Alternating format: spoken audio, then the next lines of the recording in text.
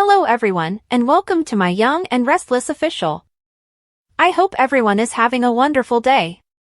Before we begin, please hit the subscribe button and give this video a thumbs up. According to spoilers on The Young and the Restless, Martin Laurent, also known as Alan Laurent, might abduct Traci Abbott next. Let's discuss the possible outcomes since Martin might not allow his romantic bubble to pop. It is now clear that Alan is actually Martin, his twin brother. Fans of YNR will remember that during their confrontation in France, Martin, a deadly psychopath, went over the side of the balcony with Alan. Martin appears to be the twin that came out of the confrontation alive, despite the fact that Alan was thought to have survived the fall. Martin has tricked Traci into believing he's the man of her dreams by pretending to be Alan. Martin, on the other hand, appears to sincerely care for Traci and is undoubtedly reluctant to let her go. After listening to Martin's statement about how Traci made him a better man, viewers may have come to believe that he is deserving of someone like her. Maybe Martin saw Traci falling for him as evidence that he is not the monster that everyone believed him to be. That illusion will be shattered if Martin loses Traci now. Martin appears happy to continue portraying the nice, everyday Alan, although he hasn't really changed since he was responsible for the kidnapping drama involving Sharon Newman and Phyllis Summers. Regretfully, Martin might abduct another person before his plot concludes. Will Traci become the next victim of Martin's kidnapping and find herself in a very precarious situation? There will be issues after Martin spies Traci while she is holding his phone. Traci might ask Alan about the texts he's been getting regarding the clinic security breach and wonder what's going on.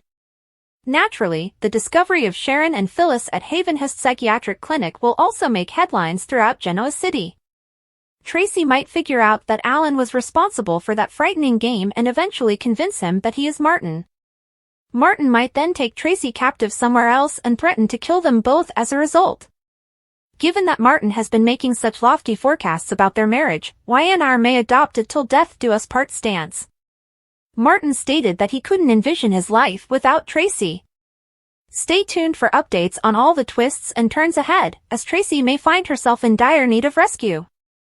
According to spoilers on The Young and the Restless, Traci might be the next hostage character to struggle for survival. To show Victor that they could collaborate, Adam and Nick met in Victor's office.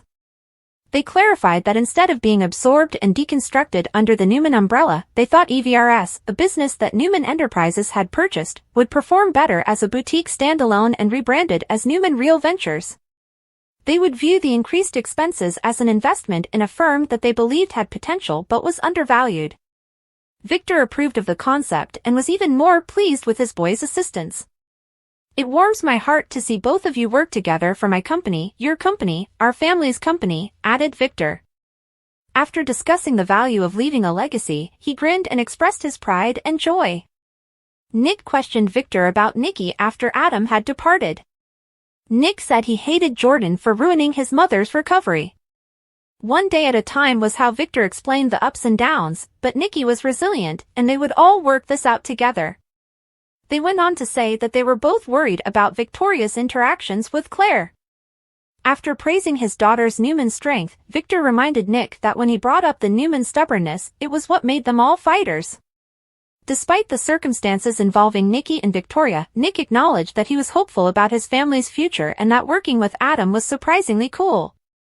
You could have started a cage fight if you had thrown us together like this. You are aware of that, aren't you? Victor was asked by Nick. Nick acknowledged that Adam has been putting a lot of effort into proving himself, but he was a little doubtful. Victor reminded him that the deep wounds caused by Adam's early traumas and feelings of abandonment were only made worse by witnessing the strong link between Victor and his other children and feeling left out. After acknowledging that Adam had impressed him, Nick reassured his father that he felt he belonged at Newman, where he could work alongside Adam and his father. Sally and Adam met at Society. He informed her of his fruitful pitch meeting with their father and brother. He agreed with Sally when she expressed her pride in him. He was proud of this initial move toward a positive relationship with Nick. Sally consented to join him for a celebration meal. She grinned and remarked, "If you're willing, I'm willing to live dangerously." Claire had a nightmare in which Victoria and Cole completely rejected her and abandoned her at the hospital after she explained to them why she wanted to see Jordan. Claire looked unhappy and afraid when she woke up. Victoria and Cole were concerned about Claire's wish to see her aunt at society. Victoria worried that Jordan's deceptive tactics would make Claire even more angry, but Cole reassured her that Claire was far stronger than she had been at Jordan's lake house and that it was brave of her to even make the request. When Claire came to them for assistance, Cole told Victoria that he had seen Victoria in her. Claire was cautious and courteous, trying not to offend, but very determined. After acknowledging that she had witnessed that as well, Victoria informed Cole that she had also seen him in Claire. The more she feels something, the deeper inside of herself she goes, Victoria stated. Victoria was concerned that Claire was too weak to take the chance of allowing Jordan to re-enter her thoughts, even when Cole reminded her that Claire was adamant that meeting with Jordan was what she needed to do in order to recover. How could Victoria persuade Claire to lower her defenses? Despite the dangers, Cole recommended that they first demonstrate their faith in her. Claire was surprised to hear that Victoria and Cole intended to assist her in confronting Jordan when they visited her. She was told by Cole, "Given my history, my mother with her mental illness, I understand why you need to do this."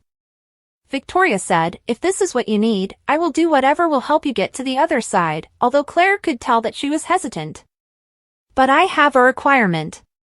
Victoria clarified that the requirement would be that she and Cole accompany Claire to Oregon, which Claire had imagined would be permission to continue seeing her at the hospital. The two of them had already sacrificed too much time away from their families, jobs, and lives, Claire protested. "You're our family now," Victoria said. Cole concurred. He told Claire that their sentiments for her remained the same even if she chose not to see them. Victoria informed him about stepping away at Newman, and he told her that he could write his book anyplace.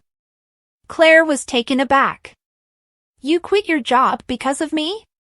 According to Victoria, it was merely a leave of absence. Claire was still confused. "Why would you sacrifice something you love so much?"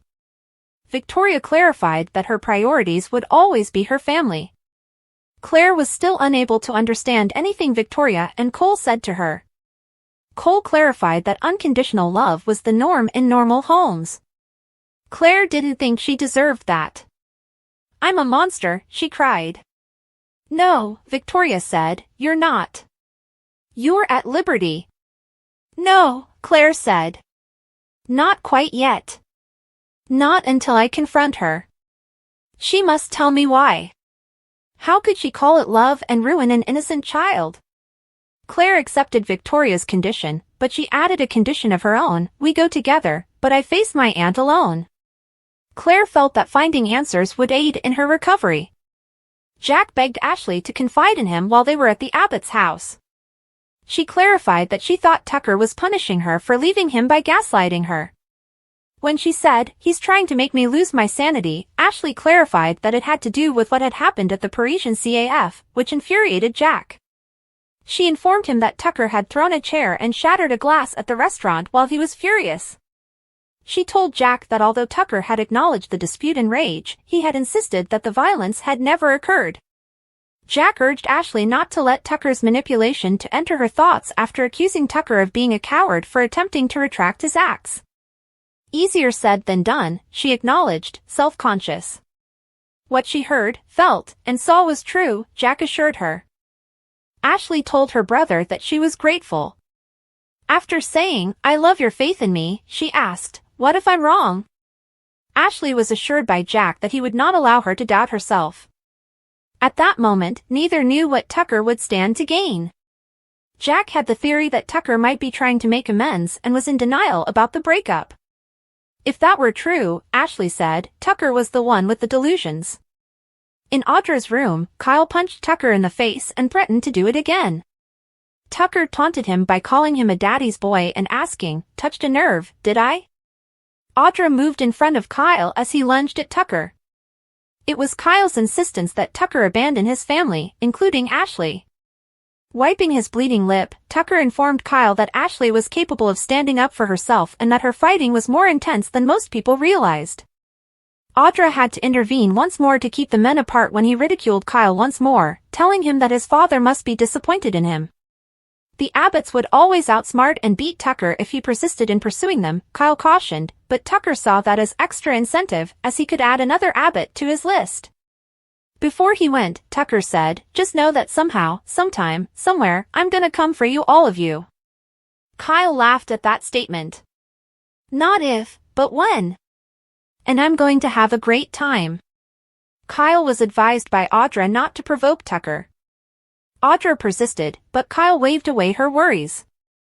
"Kyle, you really don't understand? You're hoping to win. He wants to ruin," she exclaimed. Despite her warnings about Tucker's dangers, Kyle chastised her for still being his trusty little cheerleader. Audra reminded Kyle that although Tucker had always supported her, Kyle had betrayed her by unintentionally disclosing the McCall incident. She would also be sticking with Tucker because Kyle had come trying to suck her for information. Kyle apologized for the potential relationship he had with Audra.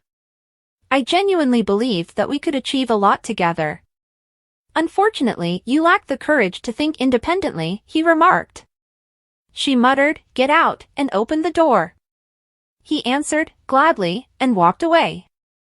When Kyle got back to the Abbott residence, he told Jack and Ashley about his intention to face Audra for blabbing Tucker about the family's scheme to overthrow Tucker. Kyle clarified that he was certain that being so close to Tucker would also defeat Audra, who had stated that she was defending him. Ashley wished Kyle to stop pitying her, but Kyle reassured his aunt that he had spent enough time with Audra. Tucker appeared indifferent to the situation, Kyle informed Jack and Ashley. Kyle informed them that things had become physical, but Ashley blamed it on Tucker's typical bravado. "Has Tucker been violent?" Ashley inquired. Ashley was startled when Kyle acknowledged that he was the only one who had punched, and she left the house right away. Tucker threatened to go after them all, Kyle informed Jack. Jack wished Tucker wouldn't involve Ashley. When Audra discovered Tucker drinking by himself in the athletic club foyer, she informed him that she and Kyle were no longer together. Tucker expressed gratitude to her for alerting him to the Abbott scheme. Kyle had no difficulty betraying her, Audra told him, so she was simply returning the favor. Then she informed Tucker that she was severing her relationship with more than just Kyle. Tucker begged her to stay with him. She called his lovesick revenge a recipe for disaster. Tucker claimed he wasn't lovesick before adding, "I can't do this without you." Tucker promised to protect her, but she claimed that the McCall controversy would still catch up to her. "You've previously trusted me. Now believe me," he begged. "No," she informed him as Ashley walked in without being noticed.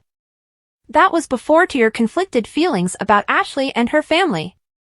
Money is not the reason for this war. It has nothing to do with control or power. That would be reasonable.